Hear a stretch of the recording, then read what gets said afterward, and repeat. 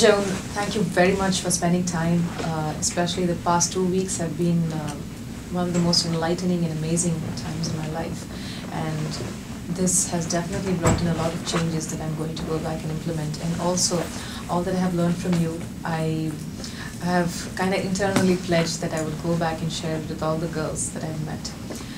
Thank you so much once again for carving out this time to be on this webcast. And the people who are watching the show will already understand that I've been here, and I've also seen a couple of your videos that I've posted earlier. So with that, I'm going to ask you your first question. How did you choose to be a mentor?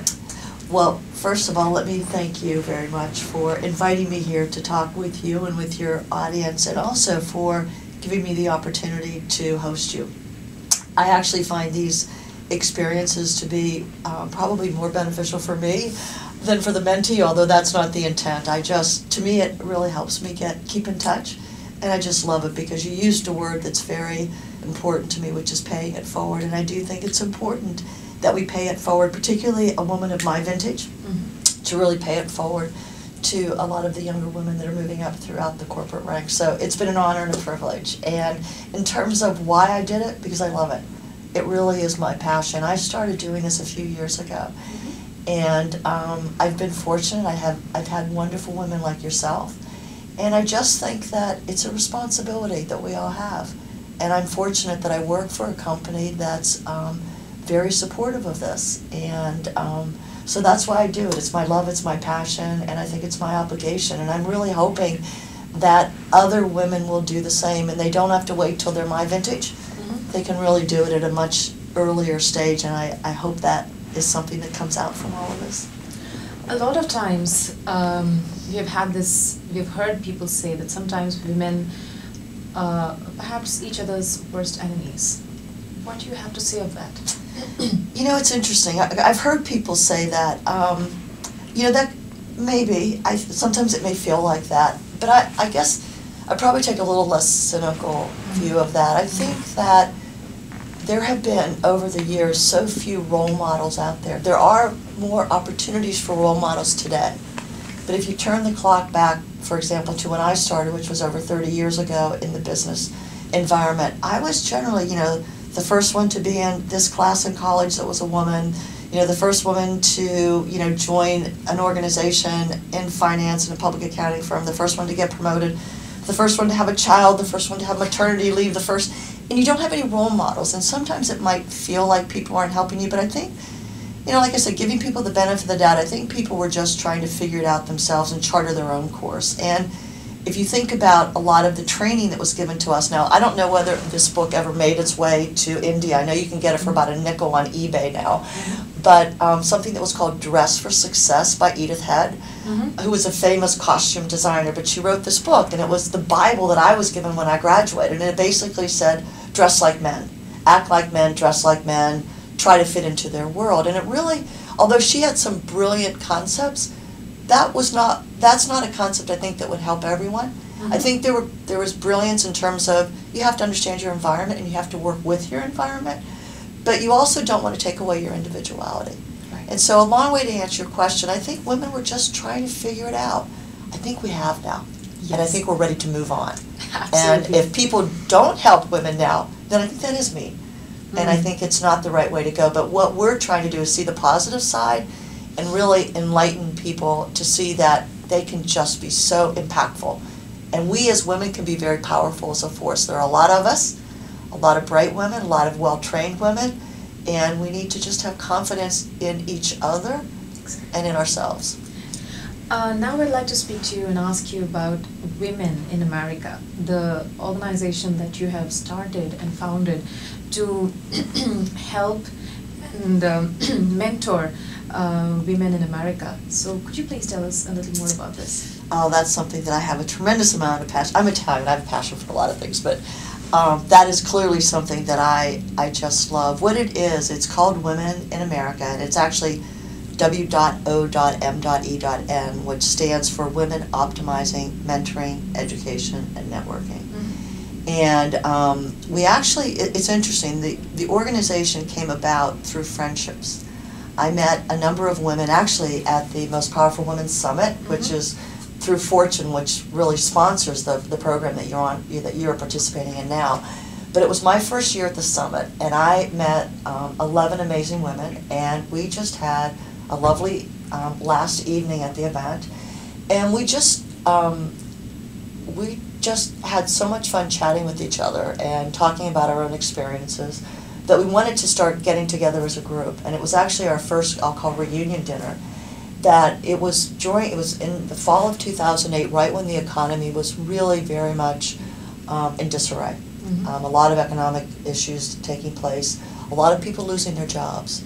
And actually one of the women that I met at the conference, which was in California, which is over 3,000 miles away from where we are sitting now, was my neighbor in Darien, Connecticut. So I had to go to California and meet my neighbor. But she and I, before we all got together for our reunion dinner, talked about what we thought might be a good outcome from us all getting together for a reunion dinner, in addition to just having fun.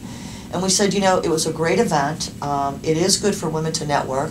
It would be wonderful if we can just have a delightful evening. It would be great if we could think about doing this again and bringing a friend to really expand our network, because that's so important for women. But we also thought, wouldn't it be nice if we could think about a way to pay it forward to women here in the U.S.? And I think the place where our economy was really had that as a looming issue for us, plus the fact that many of us thought it just shouldn't have been that hard for us.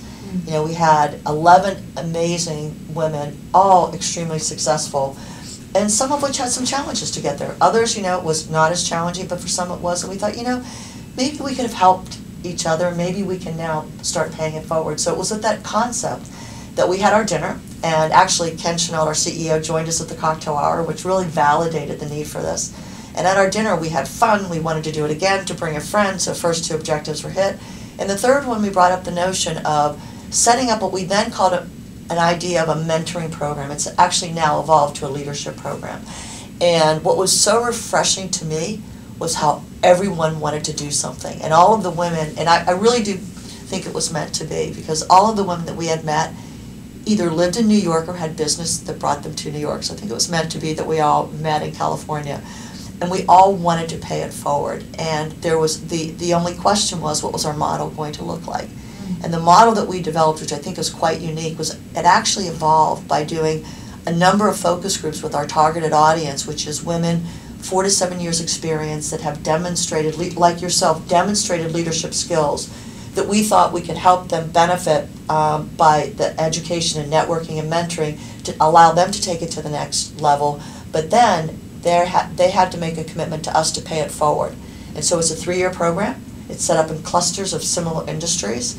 And we get together every 6 weeks, and I could go on, but it's just been a very enriching program. What's been interesting, and not something that we had set out as an objective, so it's been a consequence that was not identified as one that would be a natural consequence, but it's been a wonderful one, which is we did this for the young women, but we're finding that we as mentors are getting every bit as much from it as they are.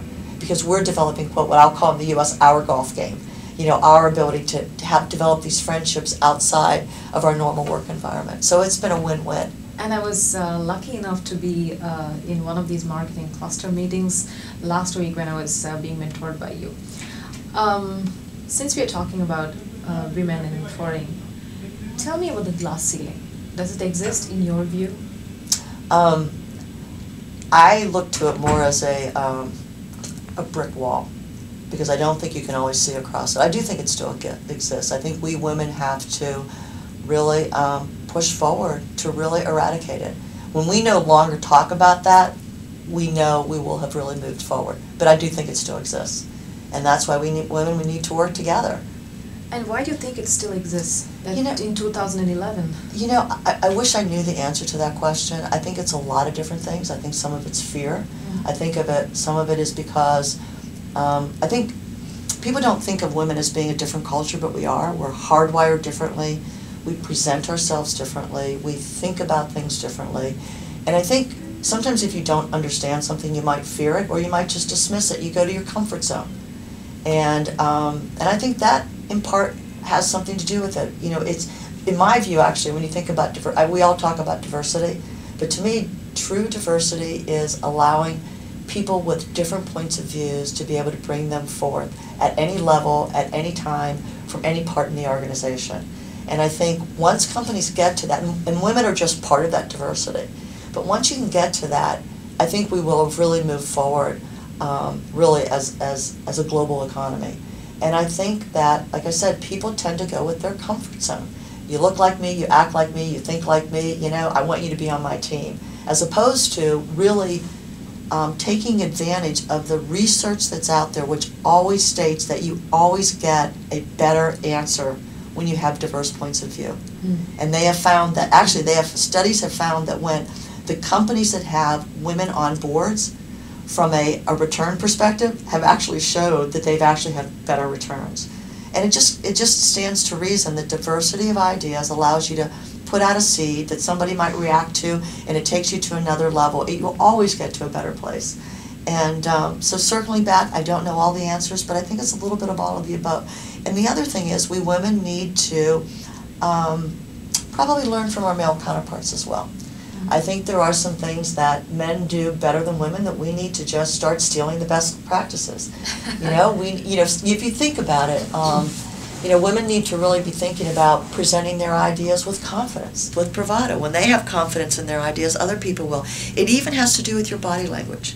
It has to do with the clothes that you wear, how you sit, how you project your voice, the interest level. You know, one thing, it was interesting, when I came into this company, which is about 7.5 years ago, because I came in at a senior level, and statistics show across all Fortune 500 companies, if you come in at a senior level, there's about a 50 to 60% rate where people will actually leave after a year or two. That's just because you're coming into a culture at a high level, and you need to really understand how to navigate and how to really influence. And so when I came in, they had asked, gee, would you be willing to work with an executive coach? And I said, absolutely.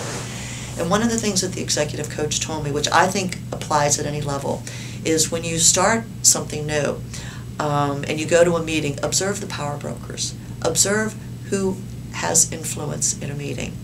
And then take those learnings and take them on yourself. And I think women can do that if they go to a meeting and observe how people sell their ideas. And if you watch how the guys do it, you will see that confidence, that engagement, and that's what we need to do. So it's stealing an idea that's already out there. What would be your advice for women entrepreneurs?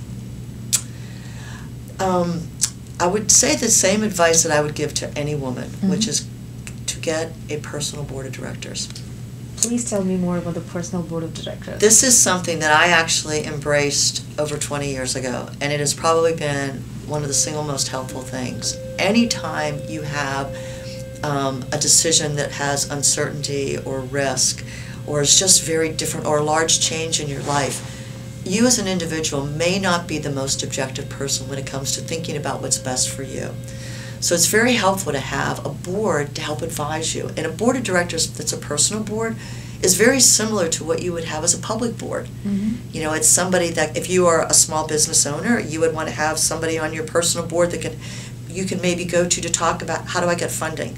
How do I get my business plan pulled together? How do I pull together my marketing plan or my distribution? How do I deal with my employees in difficult situations? It's really somebody that you can go to that you trust and will tell you maybe not always what you want to hear, but what you need to hear. So when you pick your board of directors, it's very important that you select people that you trust. It won't do you any good if you have all these people and then you get their ideas and you just dismiss them all. Now, it's also important to know that they're there to be your advisors. They're not there to make your decisions. You alone have to do that. But they can certainly give you input that in many cases will just validate what you're thinking that you just haven't quite verbalized yet. But and the people on your board should be people that could be your mentors, people that could be your advocates, and the people that could be your supporters. And they each play a different role. Your mentor is more of the mentor is probably somebody that you pick, that you would just say, I'd like to just run this idea, or I have this situation, what do you think? And you as the individual would seek them out on a regular basis as a mentor. And it's usually somebody that you would ask, gee, would you mind being my mentor? An advocate and a supporter is somebody that you earn their respect, you earn their advocacy, and you earn the right for them to sponsor you. Two very different roles. A supporter is very important, and it's very important if you are running a small business to have somebody support you that obviously is outside of your company, that would say, you know what, you really should give this person a chance because I really think that this individual is worth the risk because of A, B, and C. And usually the way you get somebody to support you is they've seen you in action. It's not something that happens immediately. It's a relationship that's cultivated over the years, and it's cultivated because they've observed what you've done. They've observed how you've executed, and they want to do it. Oftentimes, you don't even know who they are until they swing into action. But once you see it, it's then again another relationship that you want to make sure that you cultivate. And an advocate is the person who would say, oh, absolutely, I would work with her because I trust her, or she's done a great job. So they'll put in a good word for you. If you're working in a company, it's very important, it's extremely important to have supporters both inside your company and outside your company. The mentors and the advocates inside and outside, the mentors, it can be either way. I think a lot of times people working in a company are very hung up on only having internal mentors to the company. I actually think mentors external to the company are equally important, in many cases maybe more important, because they give you a different perspective and they allow you a safe place to say what you're thinking and talk about your concerns. And one of the things I've learned through our women's group, talking with our women in focus groups, is what they love about our organization is it's not tied to a company or their company, so it's completely safe.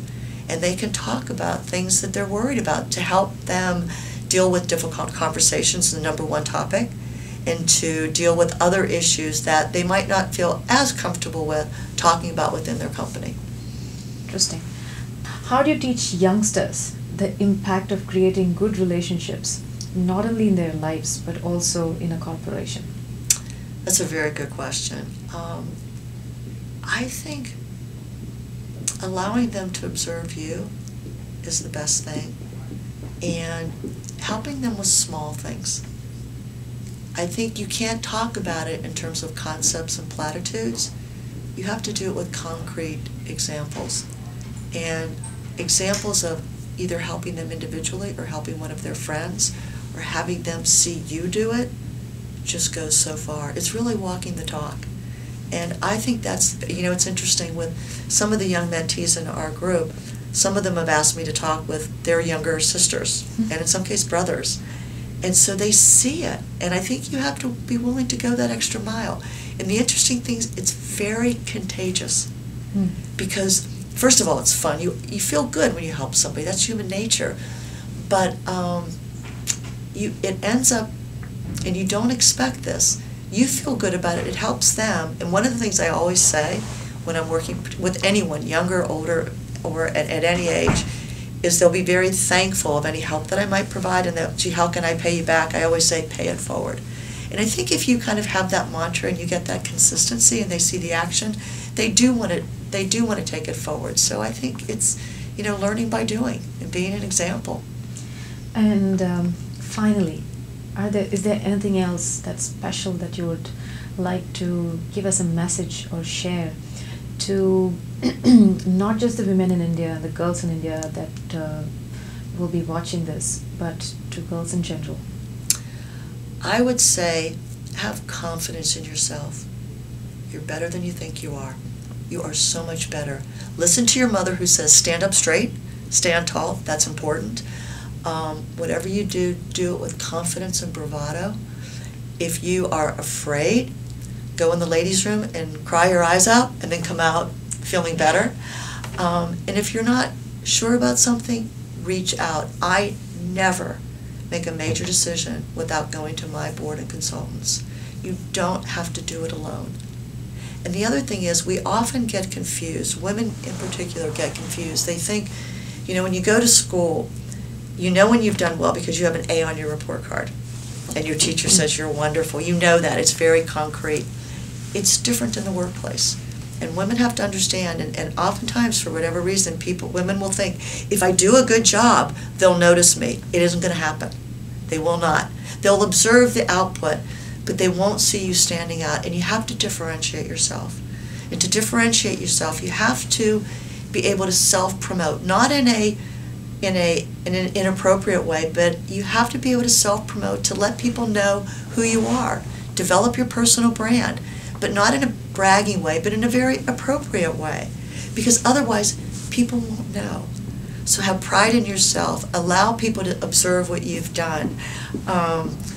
Take some risk with other women. Don't be afraid to do that. Take some risk with them and help them out. They'll really be the beneficiaries, as will you. Thank you very much for your time, Joan, and I really, really appreciate it. And these 2 weeks have been magical. Thank you. This has been, I think the feeling's mutual. It's been magical for me. I think, hopefully it came across that I do this because I have passion for it. I really want to see women move ahead. And you know what? We should. Because we're good, we're smart, we're honest, we have great ideas. We just need to move it out there. So I hope someday I'll be working for you, and you'll take care of me in my old age. Absolutely. Okay, well, thank you very much. My pleasure. Thank you. Thank you.